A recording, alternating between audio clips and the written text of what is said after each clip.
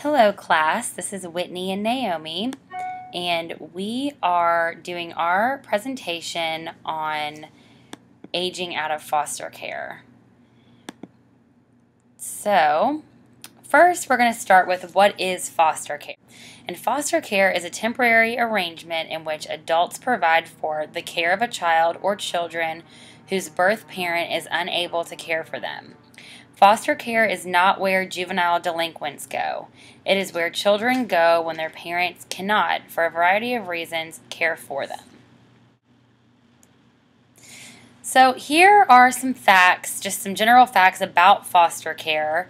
There are approximately 397,000 children in foster care in the United States. During the last year, about 6,400,000 children spent time in foster care in the United States. The average amount of time that most kids who enter the foster care system spend is about 2 years. The average age of children in foster care is 9 years old. For the most part, children in foster care live with a family, while only 15% live in institutions or group homes. Almost half of the children who are in foster care have a chronic medical condition. Almost half of children who are under 5 years old who are living in foster care have developmental delays. Up to 80% of all children living in foster care have some sort of emotional problem. And in 2012, about 23,000 children aged out of the foster care system. And research shows us that teens aging out of the system are highly likely as adults to experience homelessness, poor health, unemployment, incarceration, and other poor outcomes. And so those are just some basic facts about the foster care system and a little bit about aging out. But here we have some facts about specifically related to aging out. And so the belief is that without family or any other dependable adults to rely on for assistance, these young people are at a high risk of homelessness, joblessness, illness, incarceration, welfare dependency, early childbearing, and sexual and physical victimization.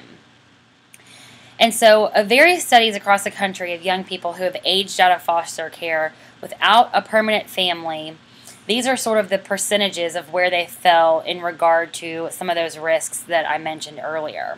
So between 12 and 30% struggled with homelessness. Between 40 and 63% did not complete high school. Between 25 and 55% were unemployed.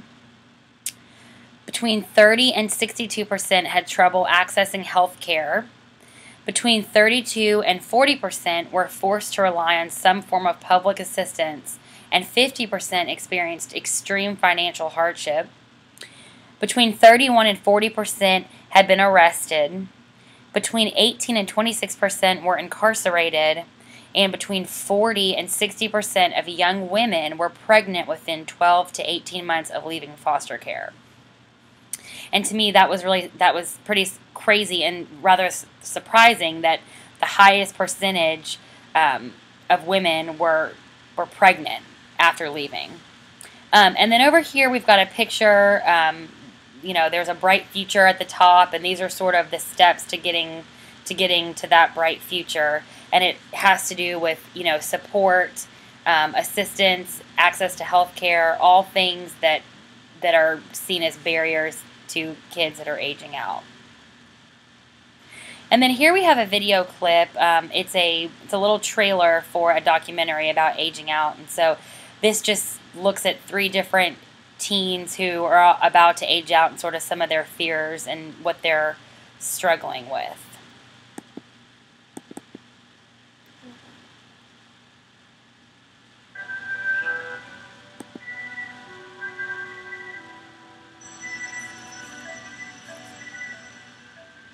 Over 500,000 children in America live in foster care.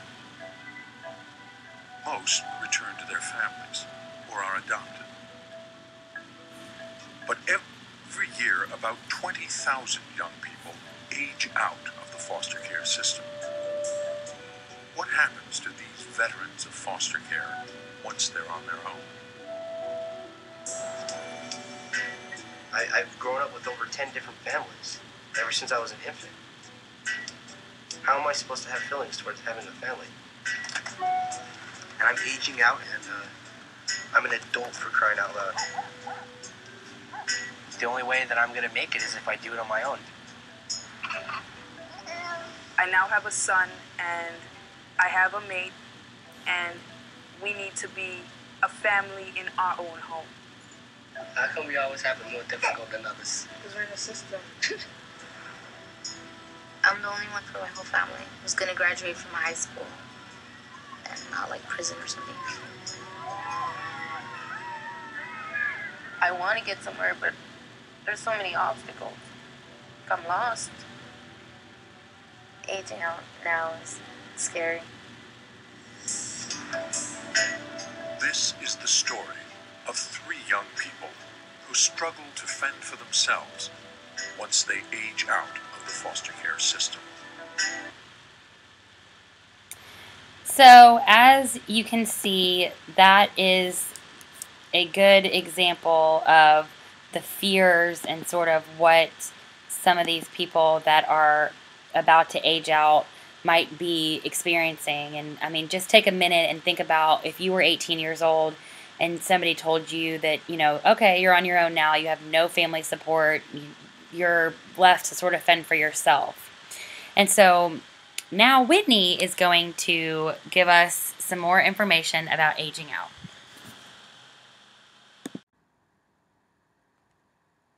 Okay, I'm going to be talking about transition and independent learning services that are available to the population that is aging out of foster care. So first, why transition and independent living services are important. With a significant number of workers retiring over the next 10 years, many employers and youth development experts in the U.S. are concerned that not enough youth are developing the kinds of knowledge, skills, and personal discipline necessary for success in an increasingly complex knowledge and technology-based global economy. And that's important for the population that is still in foster care and about to age out, because adolescents comprise a large proportion of youth in out-of-home care. These adolescents would benefit from transition and independent living service to prepare them for the future. This requires a range of services, strategies, and skills. And through the combined efforts of foster parents, biological parents, social workers, and other service providers, adolescents can develop qualities such as the goals of service that are on the right of the PowerPoint slide, which include competence and mastery of a range of tangible and intangible skills, satisfying and mutually gratifying relationships with friends and kin, ability to nurture their own children, responsibility for their sexuality, contribution to and participation in the community, making essential connections with others, and a positive sense of self. Next, I'm going to talk about the policies and programs that are relevant to this population. The first one is the Adoption and Safe Families Act, which attempts to improve the safety of children, promote adoption and other permanent homes for children who need them, and provide support to families. Another one is the Independent Living Initiative, and this provides funding for services to prepare adolescents in foster care for independent living. There is also the Foster Care Independence Act of 1999, and through this we saw some changes and improvements, such as the eligibility for transition assistance was extended to age 21, where it had previously been 18. Funding for independent living services increased to $140 million. It permitted states to use federal funds to support a variety of supports like financial, housing, counseling, employment, education, and other appropriate supports to transition to self-sufficiency. It gave states 30% of funds for room and board for youth age 18 to 21. It gave states the option to extend Medicaid to older adults. It added adoptive parents to groups to receive training with federal foster care funds. And it required that the secretary develop a plan for imposing penalties on states that do not report data as required. And some programs that are available, the U.S. Department of Housing and Urban Development's Family Unification and Youth Build programs, U.S. Department of Health and Human Services Transitional Living Program for Homeless Youth, Survivors Insurance, Temporary Assistance for Needy Families, the Chafee Education and Training Vouchers, which are available to help students from foster care pay for the cost of attending an approved post-secondary education or training program. They provide up to $5,000 per student per year, and they give them funds, and an example of eligible expenses include tuition, application fees, books and supplies, room and board, dependent child care, transportation, and health insurance. There's also the Higher Education Act's legislation calls for TRIO programs to serve youth from foster care. TRIO programs are a group of federal educational outreach programs to help underrepresented students prepare for and succeed in college. The programs begin working with youth in middle school, and they continue development opportunities through post-baccalaureate programs. The programs are Upward Bound Math and Science, Talent Search, Student Support Services, Educational Opportunity Centers, and the Ronald E. McNair Post-Baccalaureate Achievement Program. The range of independent living services offered has increased over the years, but more could be done to improve these programs. Two of the key transition services that are mentioned in our text are mentoring and life skills development. So mentoring has been found to be important because reports on adolescent development show that young people with multiple risk factors benefit from having a caring relationship with at least one adult, and that is regardless of if it's a parent or not. Life skills development strategies better prepare youth for independent living. Youth who have spent time in the child welfare system are more likely to have levels of preparedness for independent living and to leave home at younger ages than general population.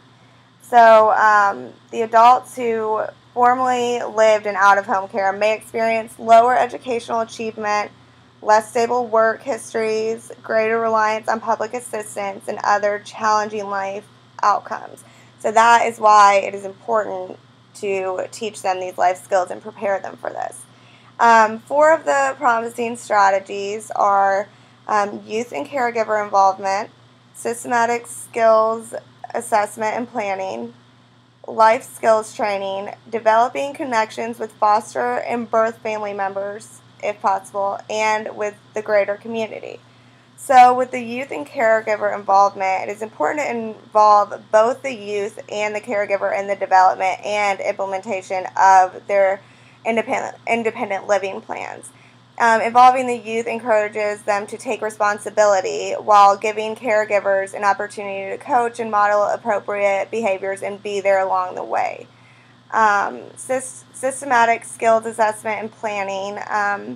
Assessment and planning should start when youth are young and involve youth foster parents and birth parents, again, if possible, with the birth parents. It is important to plan for transition based on the individual's strengths and deficits. The independent living skills training. Life skills training is positively related to job maintenance, high school completion, adequate health care, economic independence, and general satisfaction with life.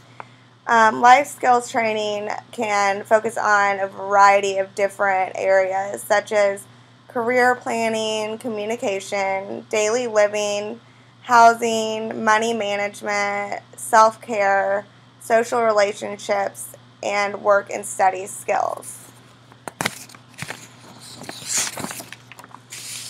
Developing connections. This includes connections with foster and birth family members and with the greater community.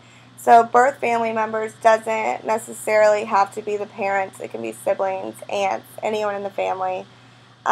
This is important because it can promote strong foster family, birth family, and social support networks to buffer stress and provide support for finishing education, obtaining housing, finding employment, and receiving financial and other advice. So, some examples of transition programs. There are employment transition programs such as Job Corps, and this is a no-cost education and vocational training program administered by the U.S. Department of Labor that helps young people between ages 16 through 24 get a better job, make more money, and take control of their lives. There is also a program under the U.S. Department of Labor that funds services to American Indian and Alaska Natives through the Division of Indian and Native American Programs. These programs serve Native American communities that not only meet regulatory requirements, but also are administered in ways that are consistent with the traditional cultural values and beliefs of the people they are designed to serve. So keeping the culture of that population in mind when delivering these services. Some housing programs. There is a Lighthouse Youth Services Independent Living Program, and this is an example of a successful program, and this is in Cincinnati, Ohio.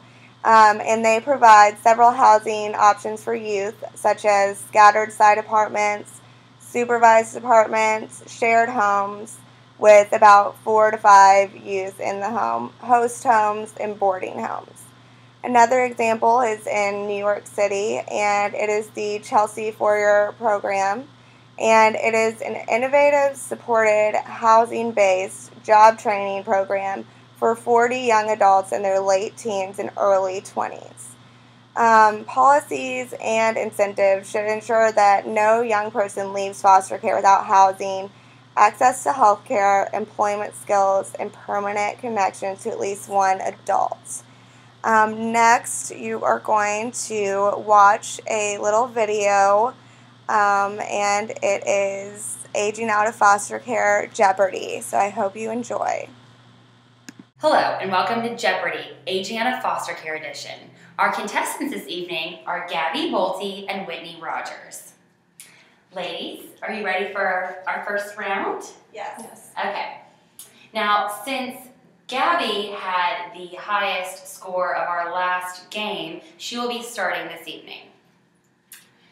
Can I take life skills and development for 100? Sure. Okay.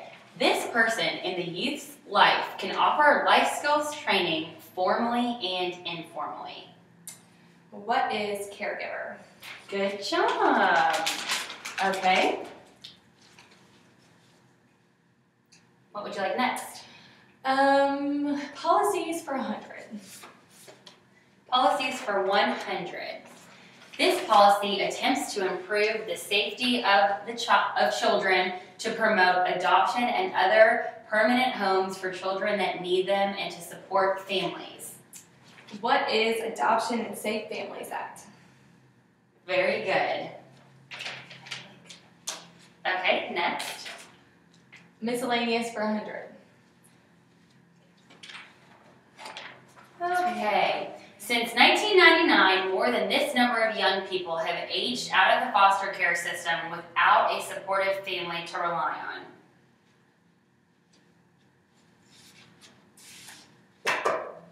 Whitney. What is 230 $30,000. Very good. Which category would you like next? Can I take transition programs for $300,000? The U.S. Department of American Indian and Alaska Natives funds served through this. What is the Division of Indian and Native American Programs? Very good. What would you like your next category to be? I'll take transition programs for $100,000. Participation in this program has shown to improve educational attainment, increase earnings, and reduce recidivism. Gabby? Job Corps. Very good. What would you like your next category to be? I'll take miscellaneous for $200,000. Young mothers with these are more optimistic about life and the opportunities educational achievement could provide and more likely to participate in career-related activities. What are mentors? Very good. What would you like your next category to be? Policies for $200,000. In 1999, this policy was enacted to expand services for youth transitioning from foster care. Whitney. What is the Foster Care Independence Act of 1999? Very good. I'll take youth that have aged out for $200,000. Of young people who have aged out of foster care, 71% of the young women were blank between 12 and 18 months of leaving foster care. What is pregnant? Very good. Okay, I'll take youth that have aged out for $100,000. According to various studies across the country of young people who have aged out of foster care without permanent placement, this percentage struggled with homelessness. Gabby? 12 to 30%. I'm sorry, that's incorrect. What is? Oh.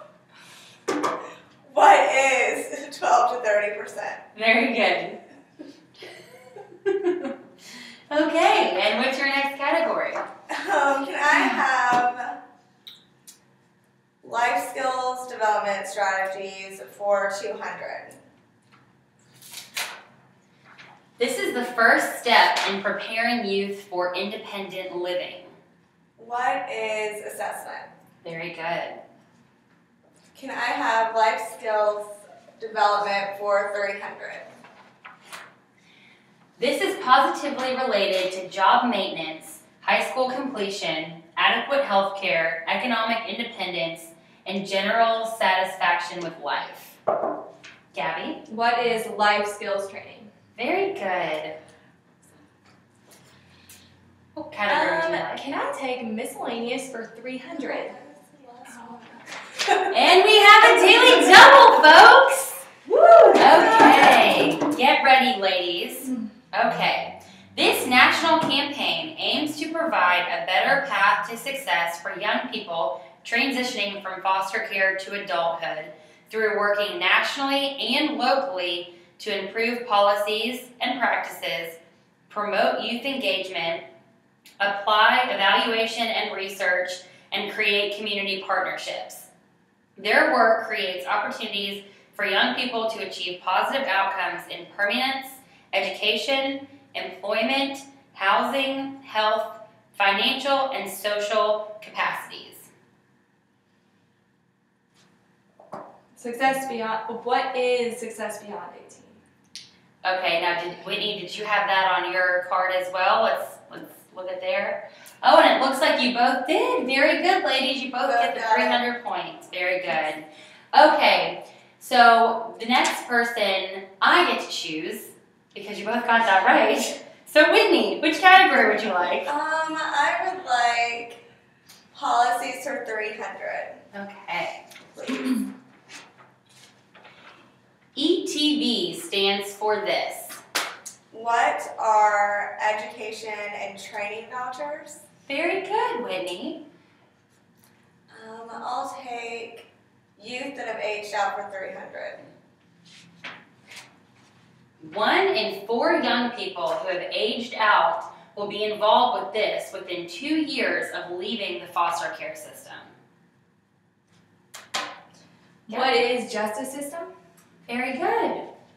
Okay, and the last question, you'll have to take transition programs for 200.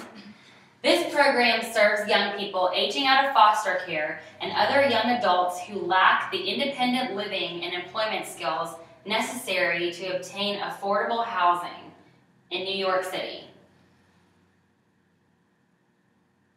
Whitney. What is the Chelsea 4-year program? Very good. Wow, folks, what a close game. Please join us tomorrow for the second round of Jeopardy! Aging Out of Foster Care.